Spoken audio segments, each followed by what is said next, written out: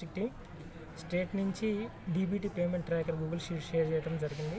So అందరూ కూడా చాలా ఎఫెక్టివ్గా ఆ డీబీటీ ఎక్స్పెండిచర్ డీటెయిల్స్ని చాలా క్లియర్గా ఇండికేట్ చేస్తున్నారు అండ్ డేటాను కూడా ఇన్కార్పొరేట్ చేస్తున్నారు.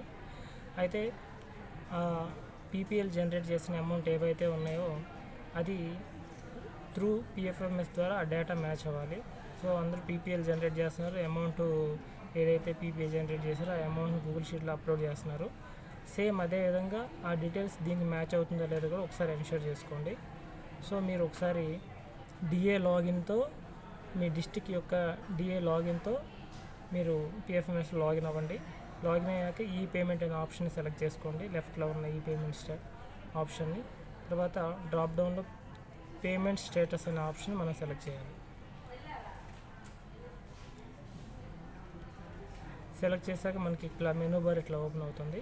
సో మీరు స్కీమ్లో వచ్చేసరికి ఏపీ 115 అనే స్కీమ్ని డ్రాప్ డౌన్లో సెలెక్ట్ చేసుకోవాలి.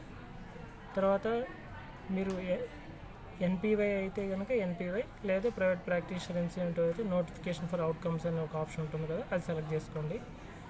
ఇక డేట్స్ అనేవి ఆటోమేటిక్గా వస్తుంది. సో ఇది 30 days రిపోర్ట్ అనేది మనకి జనరేట్ అవుతుంది. ఓకే, సో మీరు ఇక్కడ వ్యూ రిపోర్ట్ అనేది మీరు సెలెక్ట్ చేయాలి. సెలెక్ట్ చేసినాక మీకు ఇలా మీకు లోడింగ్ అనేది ప్రాసెసింగ్ అనేది జరుగుతూ ఉంటుంది. ఓకే, ఆ ప్రాసెసింగ్ కంప్లీట్ అయినాక మీకు డ్రాప్ డౌన్లో ఇలా డేటా అనేది మీకు రిఫ్లెక్ట్ అవుతుంది.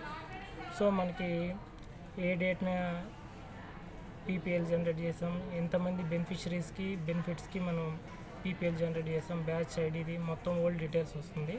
సో ఈ ఓల్డ్ డీటెయిల్స్ని అక్కడ అమౌంట్ని ఒకసారి చెక్ చేసుకొని మీరు గూగుల్ షీట్లో ఏవైతే డేటా అప్డేట్ చేస్తున్నారో ఆ అమౌంట్కి ఈ పిఎఫ్ఎంఎస్లో ఉన్న ఈ ఏవైతే పీడిఎఫ్లో డౌన్లోడ్ అయిందో మీకు డాక్యుమెంట్ దానికి మ్యాచ్ అవుతుందో లేదో ఒకసారి చెక్ చేసుకొని ఆ గూగుల్ షీట్లో డేటాని ఆ ఎక్స్పెండిచర్ డీటెయిల్స్ని మీకు కూడా మీరు అప్డేట్ చేయండి.